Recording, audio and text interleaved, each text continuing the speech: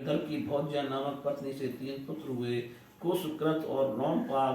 रोमपाल विदर्भ वंश में बहुत ही श्रेष्ठ पुरुष हुए। रोमपाल का पुत्र बभ्रू, बभ्रू का कृति, कृति का उशिष और उशिष का चेद। राजन इस चेदी के वंश में ही दम एवं शिशुपाल आदि हुए। कृत का पुत्र हुआ कुंती और कुंती का धृष्टि और धृष्टि का निवृत्ति और निवृत्ति का दशार्थ और दशार्थ का व्योम। व्योम का जीमूत और जीमूत का विकृत और विकृत का भीमरथ और भीमरथ का नवरथ और नवरथ का दशरथ हुआ।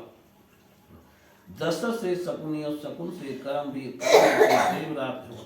देवराज से देवक्षेत्र, देवक्षेत्र से मधु और मधु से पुरुवंश, पुरुवंश से अनु हुए। अनु से पुरुहोत्र, पुरुहोत्र से आयु और आयु से सात्वत का जन्म हुआ। परीक्षित सात्वत के 7 पुत्र हुए। भजमान, कृष्ण, देवाव्रत, अंधक और महाभोज। भजमान की 2 पत्नियां थीं, 1 से 3 पुत्र हुए। निम्नलोच, किंकन और दृष्टि, दूसरी पत्नी से भी 3 पुत्र हुए। सताजित, सहस्त्राजित और अयुताजित। देवाव्रत के पुत्र का नाम था बभ्रू। देवाव्रत और बभ्रू के संबंध में यह बात कही जाती है कि उन्हें दूर से जैसा था अब वैसा ही निकट से देखते भी हैं। बभ्रू मनुष्यों में श्रेष्ठ और देवाव्रत देवताओं के समान है। इसका कारण यह है कि बभ्रू और देवाव्रत से उपदेश लेकर 14,065 मनुष्य परम पद को प्राप्त कर चुके हैं। 7 पुत्रों में महाभोज भी बड़ा धर्मात्मा था। उसी के वंश में भोजवंशी यादव हुए। परीक्षित वृष्ण के 2 पुत्र हुए, सुमित्र और युधाजित। युधाजित के सिन और अनमित्र ये 2 पुत्र थे। अनमित्र से निम्न का जन्म हुआ। सत्राजित और प्रसेन नाम से प्रसिद्ध यदुवंशी निम्न के ही पुत्र थे। अनमित्र का एक और पुत्र था जिसका नाम था सिनी। सत्यक का जन्म हुआ। इसी सत्यक के पुत्र अयुधान थे जो सात्विक के नाम से प्रसिद्ध हुए। सात्विक का जय, जय का कुणी और कुणी का पुत्र युगंधर हुआ। अनमित्र के तीसरे पुत्र का नाम वृष्ण था और वृष्ण के 2 पुत्र हुए, स्वफल्क और चित्ररथ। स्वफल्क की पत्नी का नाम था गांधनी। उनमें सबसे श्रेष्ठ अक्रूर के अतिरिक्त 12 पुत्र उत्पन्न हुए। आसन, सामे, मृदुर, मृदुविद, गिर, धर्मव्रत, सुकर्मा, क्षेत्रोपेक, अर्मर्दन, शत्रुघ्न, गंधमादन और प्रतिबाहु। इनके एक बहन भी थी जिसका नाम था सुचिरा। अक्रूर के 2 पुत्र थे, देवबान और उपदेव। स्वफल के भाई चित्ररथ के प्रतु, विदुरथ आदि बहुत से पुत्र हुए जो वृष्ण वंशियों में श्रेष्ठ माने जाते हैं। सात्वक के पुत्र अंधक के 4 पुत्र हुए, कुकुर, भजमान, सुचि और कम्बलवरी। उनमें कुकुर का पुत्र भैरी और भैरी का बिलोमा, बिलोमा का कपोत रोमा और कपोत रोमा का अनु हुआ। तुंगरु गंधर्व के साथ अनु की बड़ी मित्रता थी। अनु का पुत्र अंधक, अंधक का दुंदुभी और दुंदुभी का अरिधोत, अरिधोत का पुनर्वसु और पुनर्वसु के आहु नामक एक पुत्र तथा आहु की नाम की कन्या, एक कन्या हुई। आहु के 2 पुत्र हुए, देवक और उग्रसेन। उग्रसेन देवक के 4 पुत्र हुए, देवबान, उपदेव, सुदेव और देववर्धन। इनकी 7 बहनें भी थीं, धृति देवा, शांति देवा, उपदेवा, श्रीदेवा, देवरखिता, सहदेवा और देवकी। वसुदेव जी ने इन सब के साथ विवाह किया था। उग्रसेन के 9 लड़के थे, कंस, सुनामा, नियाग्रोध, कंक, शंकु, सु, राष्ट्रपाल, षष्टि और तुष्टिमान। अग्रसेन उग्रसेन की 5 कन्याएं भी थीं, कंसा, कंसवती, कंका, सुरभु और राष्ट्रपालिका। इनका विवाह देवभाग आदि वसुदेव जी के छोटे भाइयों से हुआ था। चित्ररथ के पुत्र विदुरथ से सूर और सूर से भजमान, भजमान से सिनी और सिंह से स्वयंभोज और स्वयंभोज से हृदीक हुआ। हृदीक से 3 पुत्र हुए, देवबाहु, शतदंद्वा और कृतवर्मा। देवमुनि के पुत्र सूर की पत्नी का नाम था मरीसा। उन्होंने उसके गर्भ से 10 निष्पाप पुत्र उत्पन्न किए। वसुदेव, देवभाग, देवश्रवा, आनंद, सृजन, श्यामक, कंक, समीक, वत्सर और भ्रक। ये सब के सब बड़े पुण्यात्मा थे। वसुदेव जी के जन्म के समय देवताओं के नगारे और नौबत स्वयं ही बजने लगे थे, अतः वे आनंद दुंदुभि भी कहलाए। वे ही भगवान श्री कृष्ण के पिता हुए। वसुदेव आदि की 5 बहनें भी थीं, प्रता, कुंती, सत्यदेवा, सत्यकीर्ति, सत्सुरवा, राजादि देवी। वसुदेव के पिता सूरसेन के एक मित्र थे, कुंती भोज। कुंती भेज के कोई संतान न थी, इसलिए सूरसेन ने उन्हें प्रथा नाम की अपनी सबसे बड़ी कन्या गोद दे दी। प्रथा ने दुर्वासा ऋषि को प्रसन्न करके उनसे देवताओं को बुलाने की विद्या सीख ली। एक दिन उस विद्या के प्रभाव की परीक्षा लेने के लिए प्रथा ने परम पवित्र भगवान सूर्य का आह्वान किया। उसी समय भगवान सूर्य वहां आ पहुंचे। उन्हें देखकर कुंती का हृदय विस्मय से भर गया। उसने कहा, भगवान मुझे क्षमा कीजिए, मैंने तो परीक्षा करने के लिए ही इस विद्या का प्रयोग किया था, अब आप पधार सकते हैं। सूर्यदेव ने कहा, देवी मेरा दर्शन निष्फल नहीं हो सकता, इसलिए हे सुंदरी, अब मैं तुझसे एक पुत्र उत्पन्न करना चाहता हूँ। हाँ, अवश्य तुम्हारी योनि दूषित न हो, इसका उपाय मैं कर दूंगा। यह कहकर भगवान सूर्य ने गर्भ स्थापित कर दिया। उसके बाद वे स्वर्ग चले गए। उसी समय उससे एक बड़ा सुंदर एवं तेजस्वी शिशु उत्पन्न हुआ। वह देखने में दूसरे सूर्य के समान जान पड़ता था। प्रथा लोक निंदा से डर गई, इसलिए उसने बड़े दुख से उस बालक को नदी के जल में छोड़ दिया। परीक्षित, उसी प्रथा का विवाह तुम्हारे परदादा पांडु से हुआ था, जो वास्तव में बड़े सच्चे वीर थे। परीक्षित, प्रथा की छोटी बहन सत्यदेवा का विवाह करुषु देश के अधिपति व्रत शर्मा से हुआ था। उसके गर्भ से दंतवक्त्र का जन्म हुआ। यह वही दंतवक्त्र हैं जो पूर्व जन्म में शंकादि ऋषियों के शाप से हिरण्याक्ष हुआ था। केकई देश के राजा धृष्टकेतु ने श्रुतकीर्ति से विवाह किया था। उससे संतर्दन आदि 5 केकई राजकुमार हुए।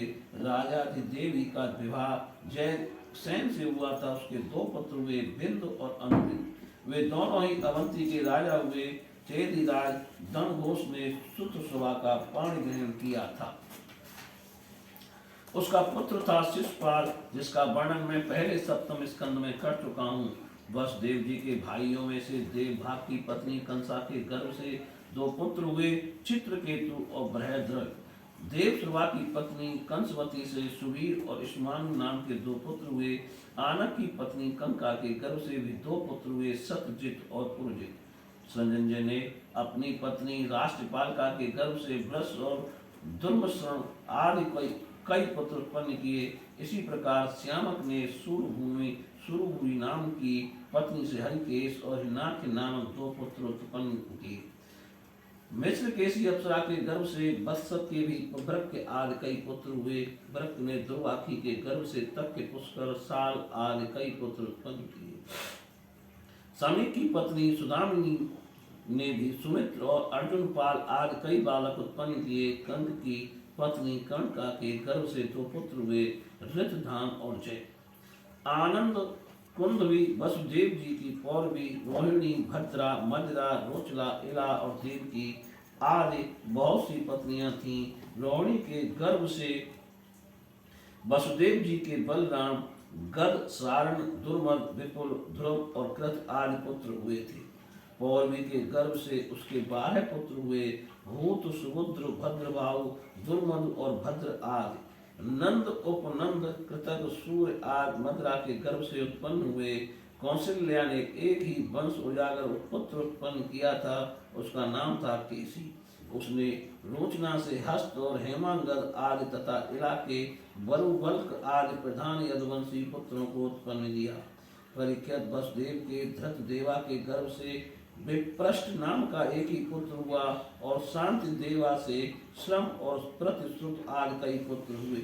उपदेवा के पुत्र कल्प वर्ष आदि 10 राजा हुए और श्री देवा के वसु, हंस, सुवंश आदि 6 पुत्र हुए। देवर्खिता के गर्भ से गद आदि 9 पुत्र हुए। जैसे स्वयं धर्म ने 8 वस्तुओं को उत्पन्न किया था, वैसे ही वसुदेव जी ने सहदेवा के गर्भ से पूर्व विश्रुत आदि 8 पुत्र उत्पन्न किए। परम उदार वसुदेव जी ने देवकी के गर्भ से भी 8 पुत्र उत्पन्न किए, जिनमें 7 के नाम हैं कीर्तमान, सुसेन, भद्रसेन, ऋजु, संवर्धन, भद्र और शेषावतार श्री बलराम जी। उन दोनों के 8वें पुत्र स्वयं श्री भगवान ही हैं, भगवान ही थे। परीक्षित, तुम्हारी परम सौभाग्यवती दादी सुभद्रा भी देवकी जी की ही कन्या थी। सुभद्रा भी देवकी जी की ही कन्या थी। जब जब संसार में धर्म का ह्रास, पाप की वृद्धि होती है, तब तब सर्वशक्तिमान भगवान श्री हरि अवतार ग्रहण करते हैं। परीक्षित, भगवान सबके दृष्टा और वास्तव में असंग आत्मा ही है। इसलिए उनकी आत्म रूपणी योग माया के अतिरिक्त उनके जन्म अथवा कर्म का कोई भी कारण नहीं है। उनकी माया का विलास ही जीव के जन्म, जीवन और मृत्यु का कारण है, और उनका अनुग्रह ही माया को अलग करके आत्म स्वरूप को प्राप्त करने वाला है। जब असुरों ने राजाओं का भेष धारण कर लिया और कई अक्षौणी सेना इकट्ठी करके वे सारी पृथ्वी को लौटने लगे, तब पृथ्वी का भार उतारने के लिए भगवान मधुसूदन बलराम जी के साथ अवतीर्ण हुए। उन्होंने ऐसी ऐसी लीलाएं की जिनके संबंध में बड़े बड़े देवता मन से अनुमान भी नहीं कर सकते। शरीर से करने की बात तो अलग नहीं। पृथ्वी का भार तो उतरा ही, साथ ही कलयुग में पैदा करने वाले भक्तों पर अनुग्रह करने के लिए भगवान ने ऐसे परम पवित्र यश का विस्तार किया, जिसका गान और श्रवण करने से ही उनके दुख, शोक और अज्ञान सब के सब नष्ट हो जाएंगे। उनका यश क्या है? लोगों को पवित्र करने वाला श्रेष्ठ तीर्थ है। संतों के कानों के लिए तो साक्षात अमृत ही है। एक बार भी यदि कान की अंजलियों से उसका आचमन कर लिया जाता है तो कर्म की वासनाएं निर्मूल हो जाती हैं।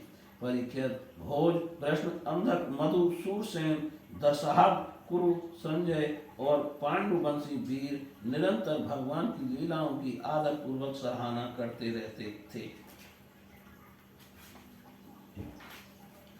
उनका श्यामल शरीर सर्वांग सुंदर था। उन्होंने उस मनोरम विग्रह से तथा अपनी प्रेम भरी मुस्कान, मधुर चितवन, प्रसाद पूर्ण वचन और पराक्रम पूर्ण लीला के द्वारा सारे मनुष्य लोक को आनंद में सराबोर कर दिया था।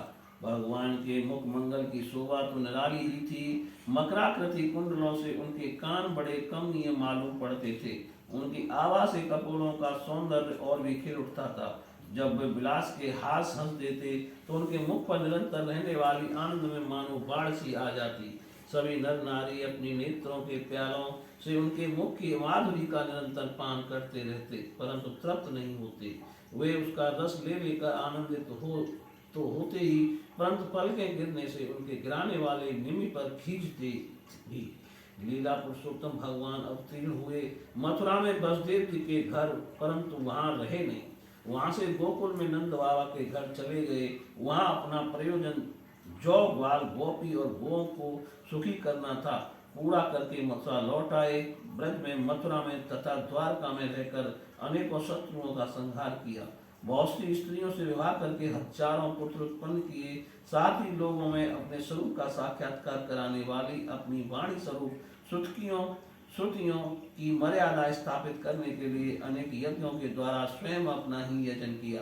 कौरव और पांडवों के बीच उत्पन्न हुए आपस के कलह से उन्होंने पृथ्वी का बहुत सा भार हल्का कर दिया तथा युद्ध में अपनी दृष्टि से ही राजाओं की बहुत सी अक्षौणियों ध्वंस करके संसार में अर्जुन की जीत का टंका पिटवा दिया।